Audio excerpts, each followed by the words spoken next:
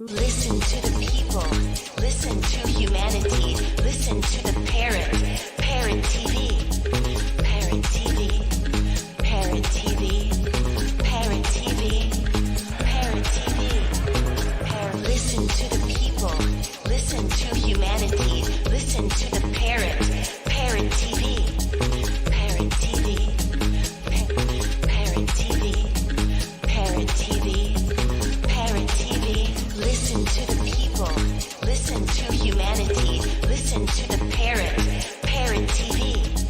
Parrot TV. Parrot TV. Parrot TV. Parrot TV. Parrot TV. Parrot TV. Parrot TV.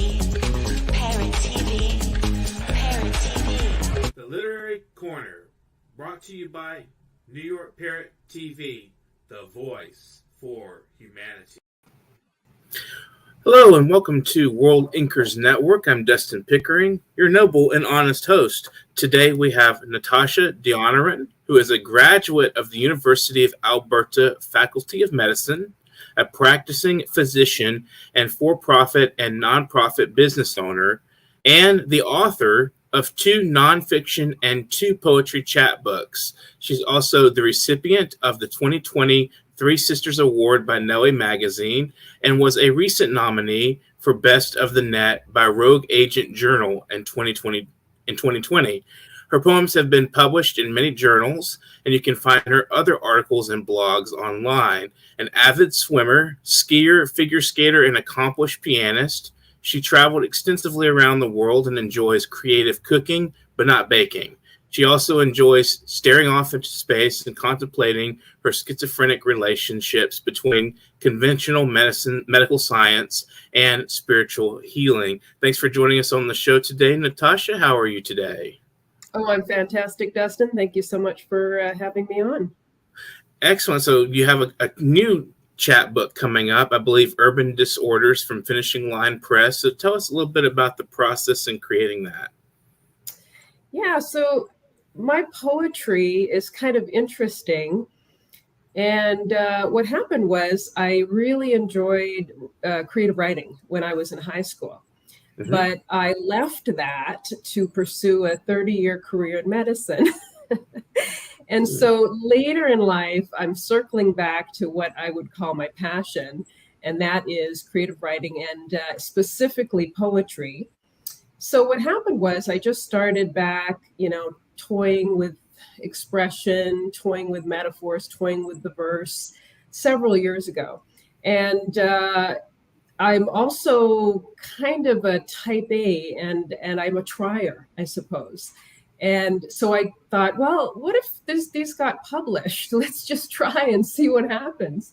Mm-hmm. And so here we are a few years later. I'm just really honored to have a collection put together. So specifically, Urban Disorders actually started with the self-titled poem, Urban Disorders, which was actually published in Harbinger Asylum a few years ago. And I just kept writing individual poems. So what happened with this particular chapbook is I started to put it together and arc it, see if I could put together a concept, a story, just in the individual poems that would arc and would shape as a narrative. And it turned out really well. Finishing Line Press picked it up, and here we are on the way to publication later on this fall. Wonderful. So what is the significance of the cover? It has, I think, a dragonfly. So what is the significance there? Yeah, thanks for asking that. That's artwork by Rebecca Thompson Rebecca Thompson Design, sorry. And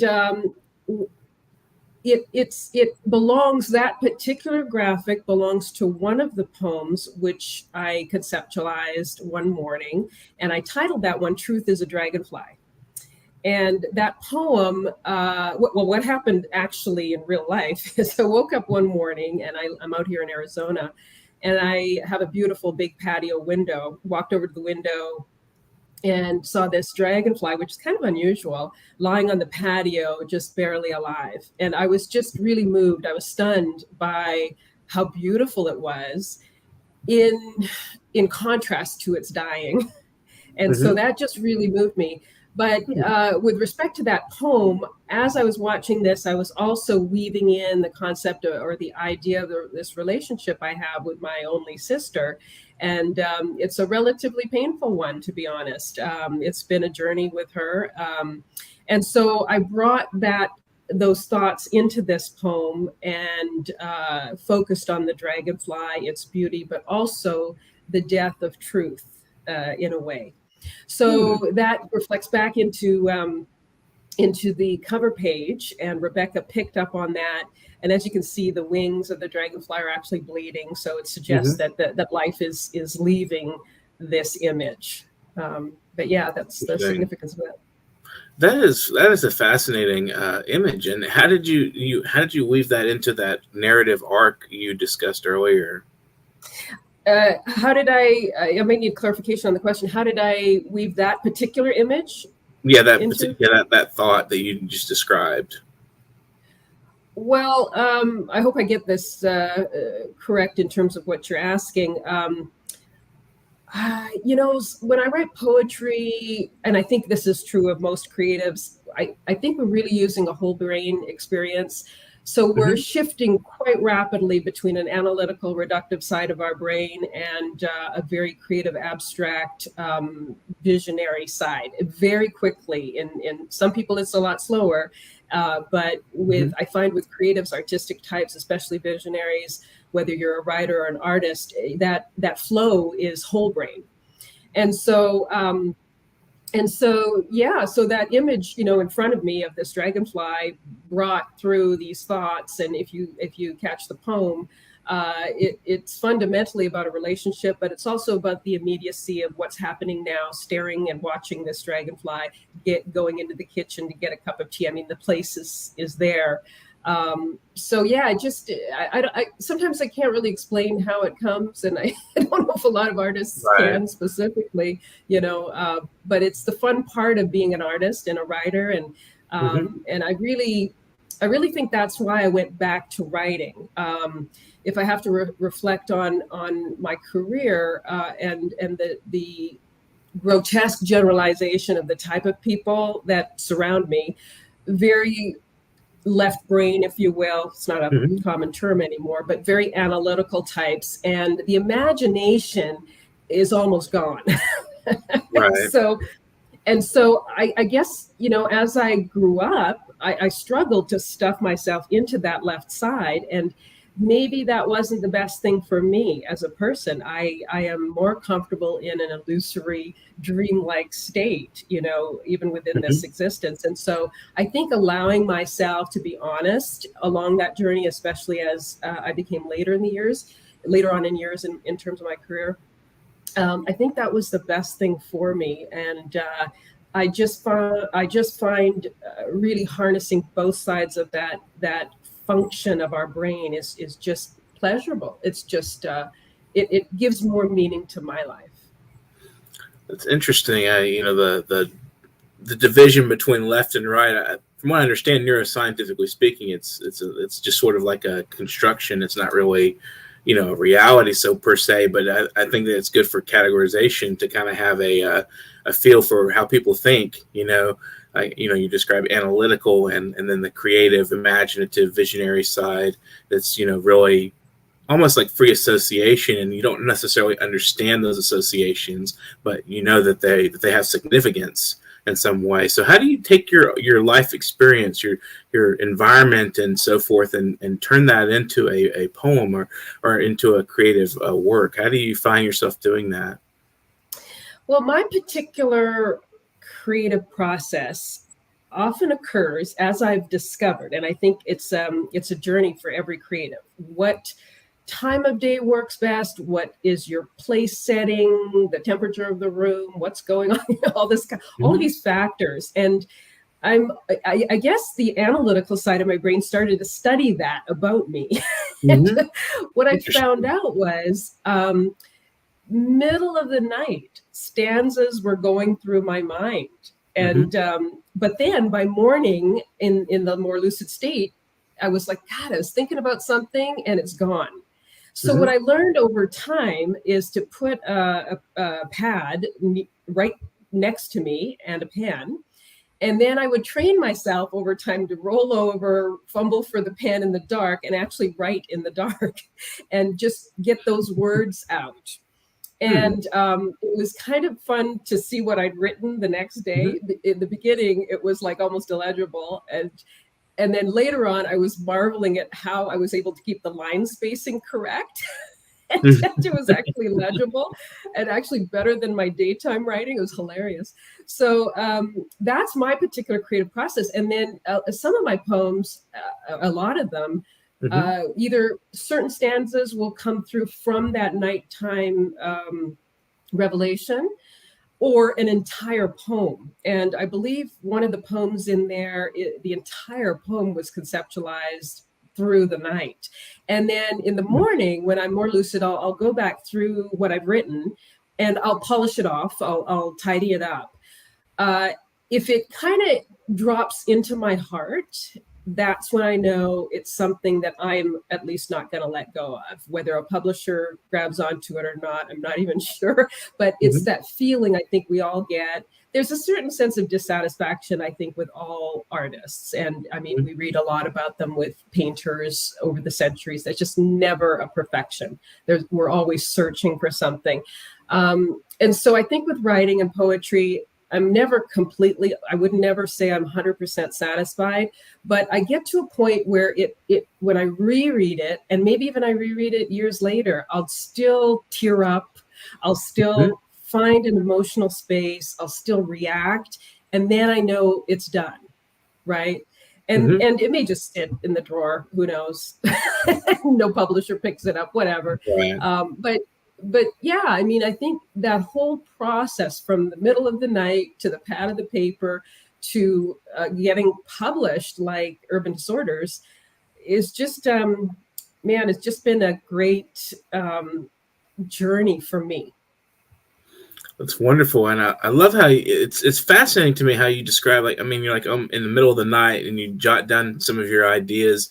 Is it like in a partial sleep state, or you like in a kind of in a trance and you're like, you know, or is it like, you know, I mean, how does that go? How do you go about that? I mean, because I think sometimes there's like a partial dream, you know, like I notice my creative process, like sometimes when I'm writing, it's almost like a trance. Like I'm like not completely aware of what I'm saying at the time.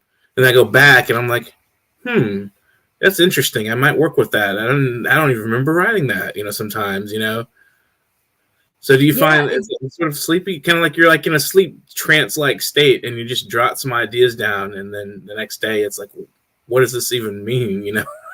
Yeah, I mean, it's absolutely fascinating. And I'm not a neurologist, so don't ask me to explain. I'm sure some neurologist out there is going to be able to explain this, but I just study myself, right? And so what happens is, what's really interesting is I'm very aware that I've rolled over and I've written something down. I'm very aware of that. But literally, I mean, it even happened last night. I was like, I should have written this down. I'm working on some social media stuff, and I'm trying to get that creative part of my brain out into the real world. And I had this great idea, but I was like, oh, I'm tired. I'm not going to write it down. I didn't write it down. And then poof, in the morning, I'm like, what was it? Completely gone. Completely gone. I hate when that happens. Hate it. Oh my God. So yeah, I've really found that I've got, like, you know, I have to sort of make myself roll over, and I'm kind of semi-lucid. Like I'm aware that I'm half aroused, but the point is the specifics of what was written is completely lost. Right? If I don't write it down completely, even the idea, it's really interesting. Yeah, compare it to like, you know, there's like something traveling in the ether that just sort of drops some ideas to different people. And then if you don't write them down, it takes it to somebody else. That's why I try to be vigilant, you know, and I have an idea, I write it down. I'm like, otherwise it's going to someone else and they're going to get famous. You know what? You're exactly right. Yeah.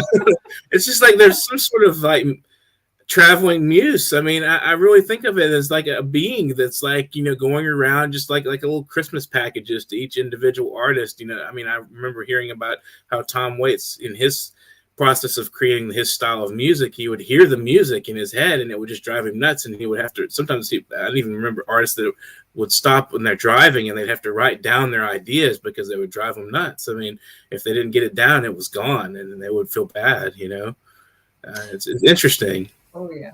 Yeah. And what I've found, this is a terrible thing to say. I mean, I've really honed in on that process, let's just say for the latter 10 years. And without revealing how old I am, I've definitely found that if it's not written down for me, now some artists are tape recorders, that just doesn't work for me. It just doesn't work. I'm a very pen and paper kind of gal, not even computer. But yeah, if I pull it from the ether and it's onto the pad, I'm good. And as I get older, if I don't do it when I can, I mean, I've even gotten to driving with the pen and paper beside me.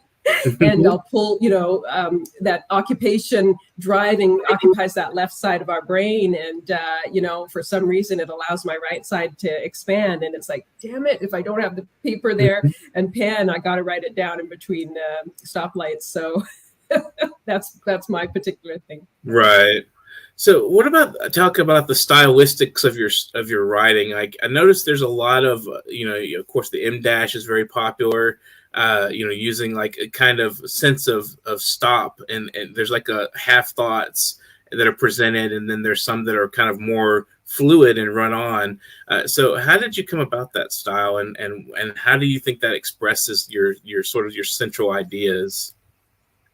Yeah, and I really don't have a specific answer for that, to be honest, but I'll just postulate a few things. I have tried to look at different styles of poetry. So of course you can get quite rigorous in terms of the style. And as I moved into publication, I noticed a lot of editors were saying, listen, don't even send us a sonnet, don't send us that kind of stuff because it's not popular and we're really looking more for free verse. So it so happened that free verse for me is just perfect, right? So sometimes I'll gravitate towards a more rigorous style.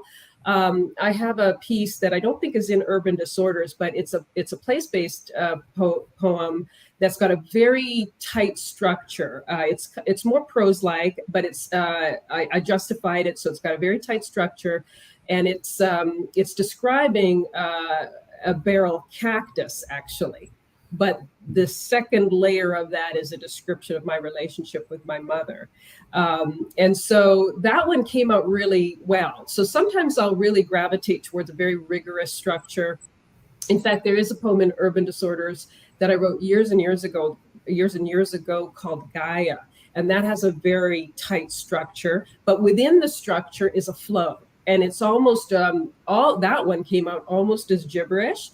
But what was interesting about that one is, and I just let that one flow. That was just how the words came to me and I couldn't stop it. I couldn't stop it.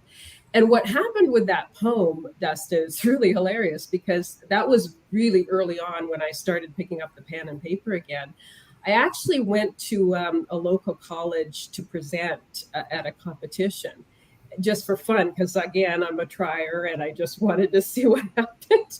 And I've never been to a competition. I didn't know. So I followed their directions. I'm good at following directions. So I brought my 3 poems and, I stood in line with about 30 other kids who were in college, taking these creative writing courses. And one by one, you get called up to present this poem. And Gaia was the poem that I actually presented. And I had no idea. I was writing in isolation at that time. No idea. Well, I ended up winning second place in that competition for that poem. Apparently it moved the audience. Yeah. Now, if you actually read the poem, it's kind of weird.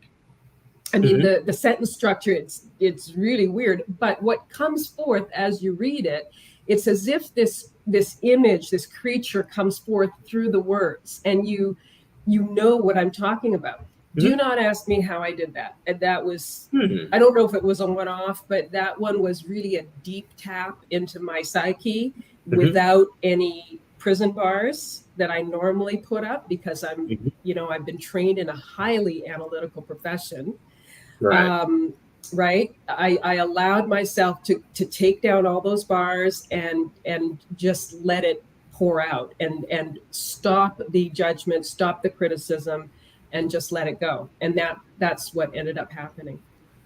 Wow, that's fascinating. I love how the artistic process, how you can just be completely vulnerable in yourself and just let it flow out, and it doesn't, there's no hindrance. There's no, like you talk about the rational side of your mind and how it's sometimes also very hypercritical of you as a person, when you're involved in life, and you have this analytical side. It's like, well, you could have done it this way, you could have done it that way. But with art, it's like child's play. You just enjoy the process. We'll take a brief break. We'll be right back with some of your poetry, and we'll look forward to that. Do you know that there is a publishing company that wants to make life easier for you as a writer? This publishing company is called World Inkers Printing and Publishing. We publish in all different languages, and we're looking for writers of all genres, all formats. We're looking for scholars, ghostwriters, playwrights, poets, short fiction, novelists, you name it. We're looking for anybody who is interested in writing and the craft of writing to be in touch with us. You can reach us at info.worldinkers@gmail.com. With World Inkers Printing and Publishing, you do not require a lot of money to publish with us. Contact us today at info.worldinkers@gmail.com. Become a winner with other authors at World Inkers Printing and Publishing. Give us a shot. We will surely finish you. Are you curious about financial literacy? Then take a look at Professor Anthony Rivecchio's new program on Parrot TV. It's called Financial Focus University. This is an excellent program to learn about questions related to your own finances post-COVID, and how you can manage your money, how you can work with your tax situation. And this is an excellent and informative discussion of financial literacy. With Professor Anthony Rivecchio, your financial problems will be solved at Parrot TV with Financial Focus University.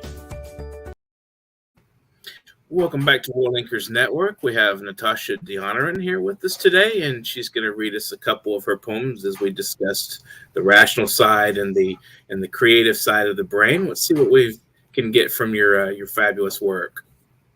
All right.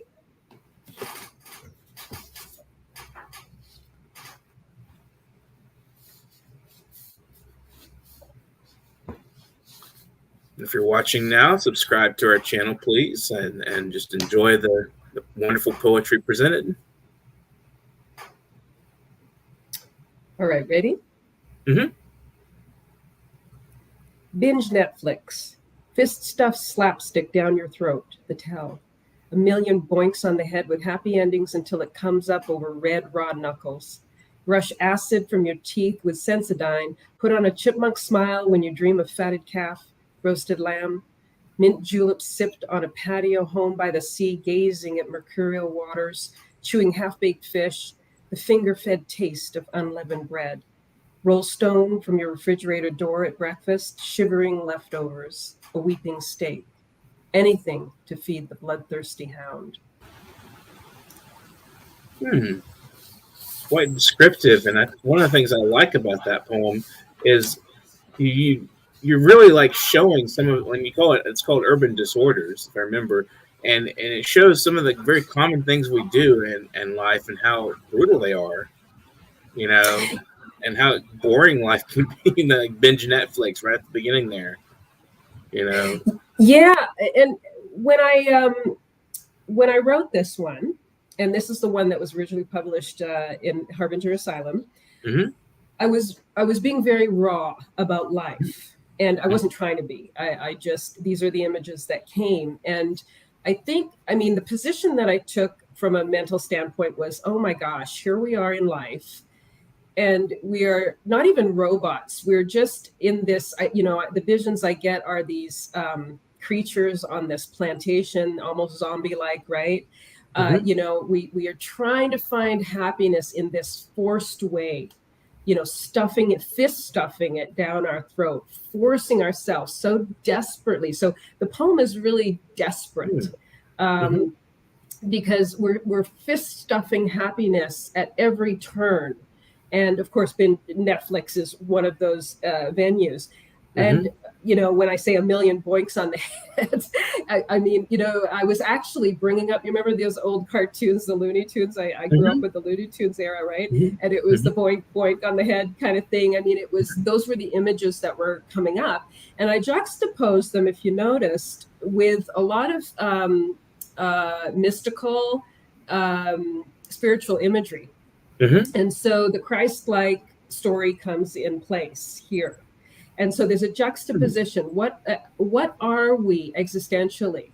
Are we just here to stuff Netflix, become oppressed in this way, serve our totalitarian lords, whether it's corporations, politicians, whatever it is?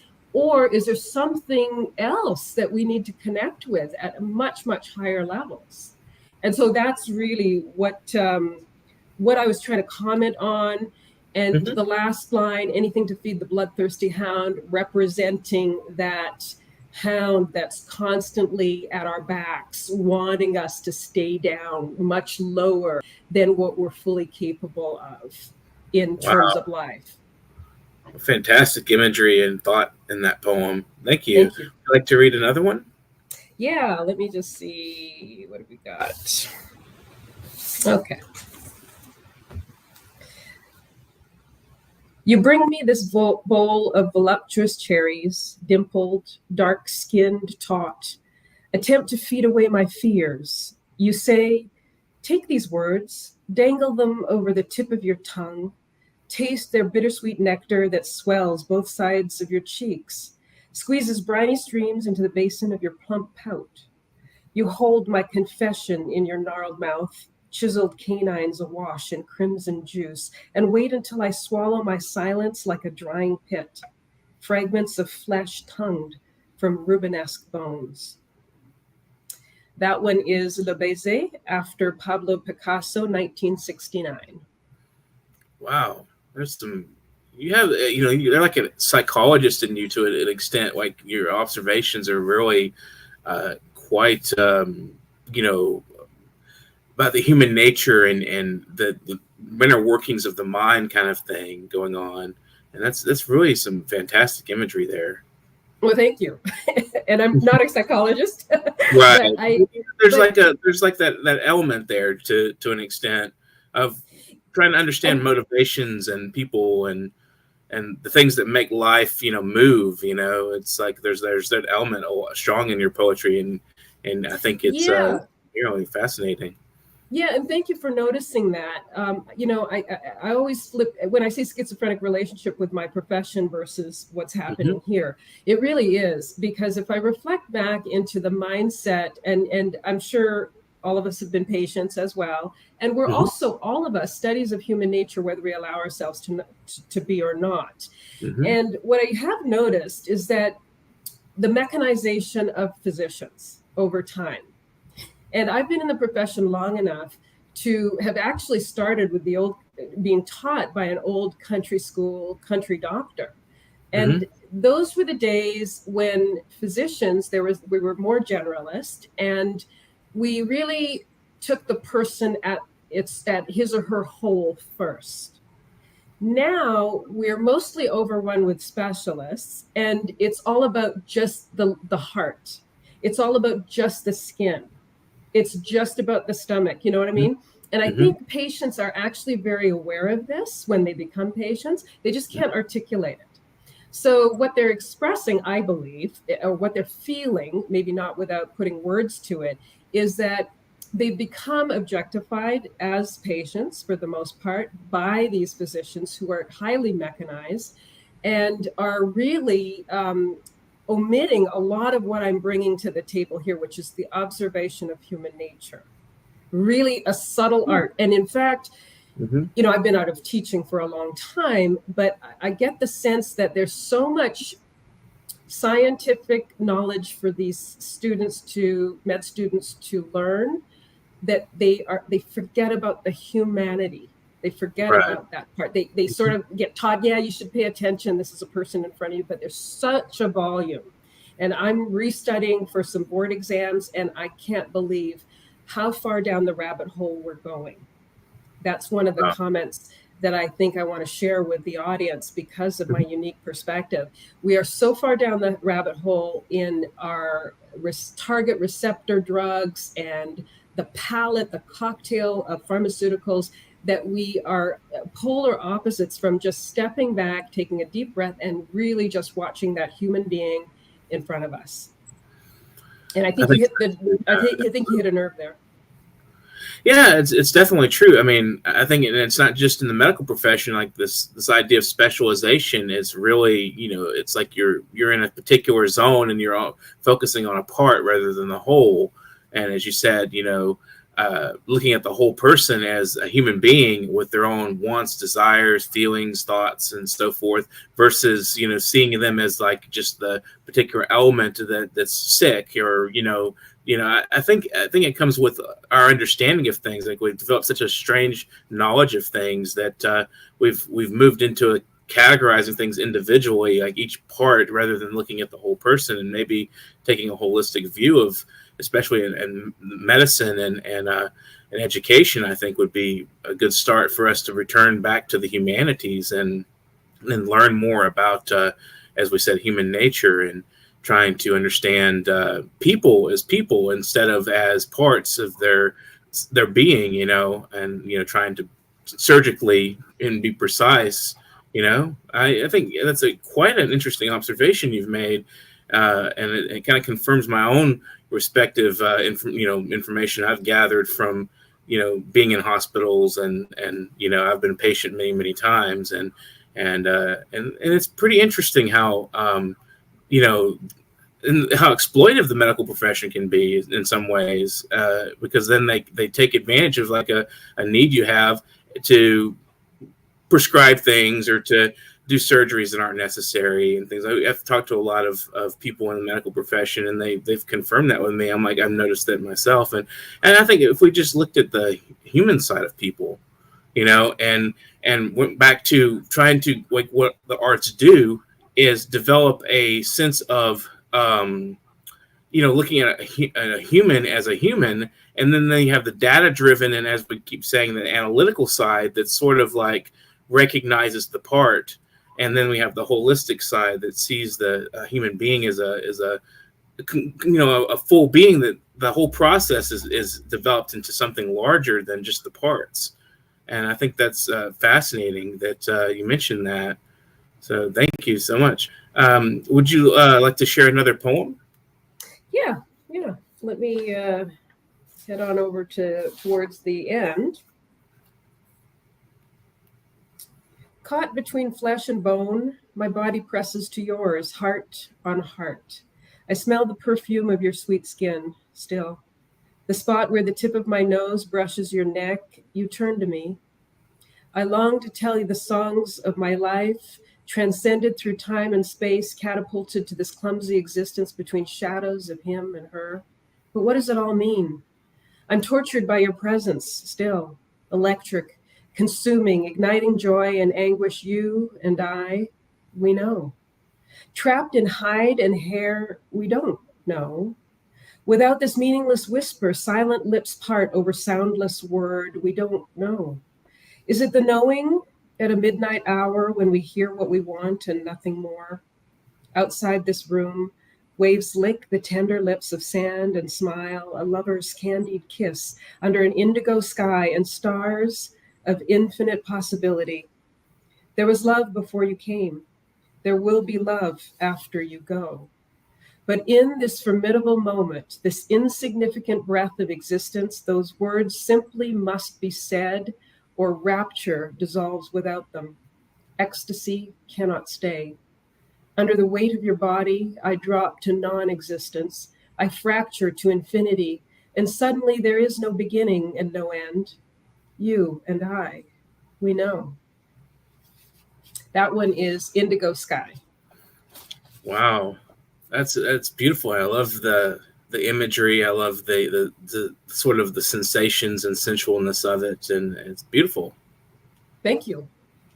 And I like that one of the things you address is like, are we just like animals in the world of physical world, or is there something we're like deeper that we could look for in life, and is that something like a transcendental something, or is that something in the world? I mean, or how do we strive after some sort of essence of our being? And I think that's one thing in your poetry I noticed, in the ones you've read, that there's something bigger than just these animal functions and this running through life and so forth. And so we're so much greater than just as a holistic species than just animals, or just animal, like just these mammals running through life. So I think that exactly. And I think that's what I was trying to reflect. I was reflecting upon and actually vacillating between those concepts. And as you can see, there's a thread that there's a struggle. And then towards the end, that thread is, yes, we do know. We know if we allow ourselves to go there, to question existence and to question that hide and hair that I talk about.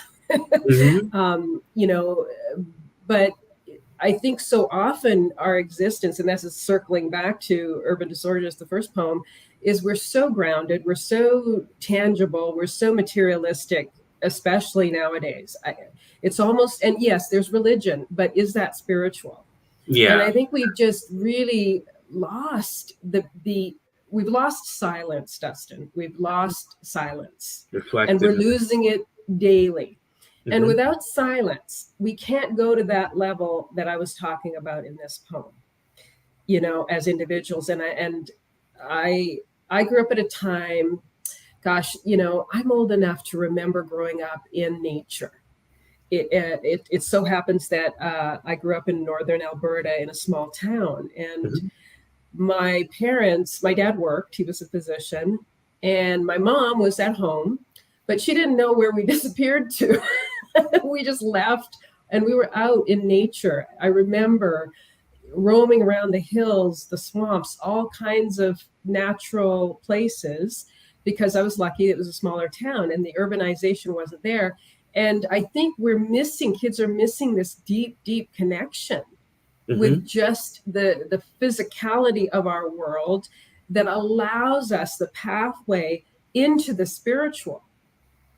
Absolutely. And so I think that's one of the sad things that I reflect upon as I get older and I watch newer generations coming up, and then especially with something I think both of us never thought possible, with this obsession with the technology that consumes us. Silence is gone. Absolutely. That's a wonderful thing to end on. Would you like to, at the conclusion of the program, would you like to say anything to our viewers and those watching today? Yeah, I would. First of all, I'd like to thank everyone who's tuned in to watch. Thank you so much. And I'd like to thank you for taking some time out of your busy schedule to talk to me. And I think, of course, many viewers might be aspiring writers, aspiring poets. And I think that's what I'd like to end on. I know everybody has talent. In my heart, everybody has talent. If I could share one thing that I've learned along the journey that might be a weakness for writers who want to get out there and need to share their talents with this world, it's to start tapping into that discipline and the commitment. So that's often a difficult part. And for some reason, it was my training. I'll give it that, the long educational process that requires rigorous discipline. I think if you're an artist, you must practice organization and commitment every day to the analytical side of your craft, and just keep trying. I failed so many times with the publications, I can't tell you. But one day it clicked. And I know in my heart that is exactly what every single person, it will happen to every single person. It's just a matter of time and perseverance. Excellent. That's a great thing to say. And thank you for sharing that. Would you like to thank anybody or give any shout outs to friends and family and supporters of your work? I just, my number one fan is my husband, Roger. So I will absolutely give a shout out to him. I have a bunch of friends who have been long-term supporters and have watched my evolution slowly through these years, moving more into this whole-brained expression, let's say. So I'll give a shout out to a bunch of friends that I grew up with and trained in medical school with as well. And of course, my mom out there who is at first wasn't sure what I was doing because she saw me first as a physician. And now I think she understands that you can be both. Excellent. Well, thanks for joining us on the program. And if you know of anybody else that you think would get something out of being interviewed with us, then send them our way. We'd love to hear from them. Absolutely. So thank you so much for being on the program today, Natasha. It's wonderful. I thought we said some excellent things, some very interesting things, and developed a lot of thought and pursued the craft in a sort of logical as well as a creative manner. Thanks for watching World Inkers Network. If you're watching today and you're not subscribed to our channel, shame on you. Subscribe to our channel and give us a little comments and tell us what you think of today's program and other programs we have on this network, Parrot TV. And so if you want to donate, anybody out there can donate a little money. So paypal.me/NYParrot. That'll help us continue to make this program open and free as it is. And we're really wanting to help to continue pursuing these artistic conversations with artists and with all kinds of creative minds. So if you're one of those people who has a creative project and you want to give voice to this project on our program, you can get in touch with me, Dustin Pickering, at literarycorner@newyorkparrot.com. That's literarycorner@newyorkparrot.com. Go back and watch this show again. It was quite an entertaining discussion about analytical and creative mind working together to create a wonderful, beautiful poetry and beautiful art. And I especially liked what Natasha said at the end there. If you missed it, go back and look again and subscribe to the channel. And if you are sitting down and you're kind of thinking, you're a creative mind and you don't know if you have the capacity to do it, get out there and do it. Just do it. Jump right in. And we hope you have an excellent afternoon. Get to writing. Do you know that there is a publishing company that wants to make life easier for you as a writer? This publishing company is called World Inkers Printing and Publishing. We publish in all different languages, and we're looking for writers of all genres, all formats. We're looking for scholars, ghostwriters, playwrights, poets, short fiction, novelists, you name it. We're looking for anybody who is interested in writing and the craft of writing to be in touch with us. You can reach us at info.worldinkers@gmail.com. With World Inkers Printing and Publishing, you do not require a lot of money to publish with us. Contact us today at info.worldinkers@gmail.com. Become a winner with other authors